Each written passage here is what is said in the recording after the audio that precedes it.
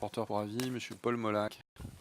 Merci Monsieur le Président, Madame la Présidente, Monsieur le Ministre, mes chers collègues. Je souhaite tout d'abord remercier les rapporteurs spéciaux et le rapporteur général de la Commission des Finances pour le travail d'audition et de préparation des amendements que nous avons pu conduire de concert. Je considère en effet que nous avons en tant que législateurs une responsabilité collective vis-à-vis des élus locaux, des territoires et bien sûr des citoyens, à assurer la cohérence entre les politiques publiques et les financements qui vont avec. Je remercie également Monsieur le Ministre pour les réponses que vous avez apportées au questionnaire budgétaire et pour celles que vous me donnerez à la suite de cette brève présentation. Alors cette année, j'ai décidé en tant que rapporteur pour avis d'illustrer les effets des réformes engagées sous la précédente législature et les attentes de nos territoires pour l'avenir en prenant l'exemple des régions. Ces dernières sont en effet confrontées à de nombreux défis liés à leur taille, à leur organisation administrative, à l'hétérogénéité des territoires qu'elles regroupent et à la nécessité de mettre en œuvre une nouvelle forme de coopération territoriale plus approfondie et plus engageante. Ce travail m'a amené au constat suivant. Les réformes passées, et en particulier celles de la carte des régions, ont reposé sur deux postulats largement remis en question aujourd'hui. Le premier était que la création de vastes ensembles permettait de répondre au morcellement de la gouvernance et d'assurer l'efficacité de l'action publique. Le second, que la répartition des compétences serait simplifiée par l'attribution de grands blocs à chaque échelon. C'était compté sans la résistance des réalités territoriales et l'incompréhension des élus, voire des populations, face à des calendriers difficilement tenables, ne permettant pas d'organiser une réelle concertation locale.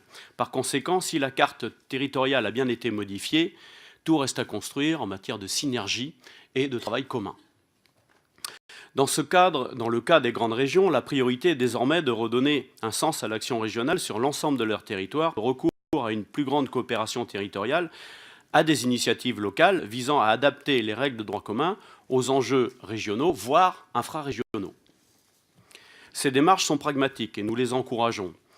Je l'espère, à chaque fois qu'elles permettront de renforcer la régionalisation et l'efficacité de l'action publique, car cet échelon suscite beaucoup d'attentes en termes de développement économique et d'aménagement des territoires.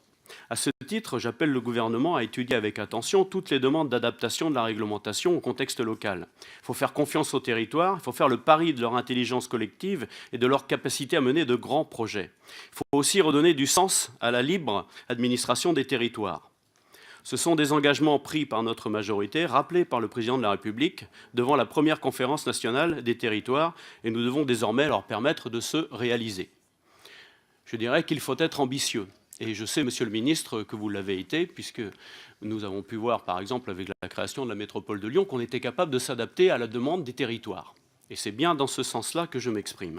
Au-delà de cette thématique, j'ai étudié avec attention, Monsieur le Ministre, les crédits de la mission, ainsi que les dispositions relatives aux collectivités territoriales présentées dans ce budget, et je me permettrai de vous poser quelques questions complémentaires. Il est aujourd'hui nécessaire de rétablir la confiance avec les territoires. Toutes les auditions l'ont montré. Et je soutiens à ce titre à la démarche de contractualisation proposée par le projet de loi de programmation de finances publiques pour poursuivre l'effort en économie sur la législature.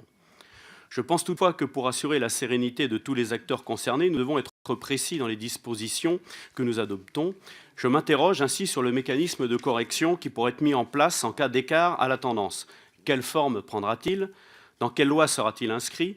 Peut-on demander aux collectivités de s'engager en 2018 sans le préciser? Même si la conférence nationale des territoires de décembre devait apporter des précisions, les élus s'interrogent beaucoup sur ce mécanisme. Par exemple, une collectivité qui aurait rempli ses objectifs pourrait-elle être mise de nouveau à contribution dans le cadre d'une correction nationale? Je souhaite également savoir si les dispositifs de péréquation entre les régions seront réintroduits et sous quelle forme, alors que la DGF dont elles bénéficiaient est remplacée par une fraction de la TVA. Je profite de cette question pour souligner que la solidarité financière entre les territoires en leur sein est la condition de leur réussite et qu'il nous faut retravailler les dispositifs de péréquation existants qui engendrent souvent des frustrations. Alors évidemment, chez ceux qui n'en bénéficient pas, ceux qui donnent, mais également parfois chez les autres, parce que même s'ils ne disent rien, ils ne trouvent pas forcément cela très juste. Pouvez-vous également nous confirmer que les contrats de ruralité pourront être financés sur l'enveloppe de la DSIL sans fixation d'une limite de consommation des crédits a priori?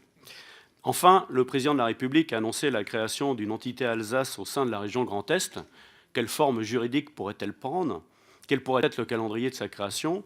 Ce modèle est-il reproductible dans d'autres régions, comme en Bretagne, qui demande depuis longtemps que son périmètre puisse être révisé pour mieux intégrer les dynamiques régionales? Je vous remercie. Merci beaucoup, monsieur le rapporteur, monsieur le ministre.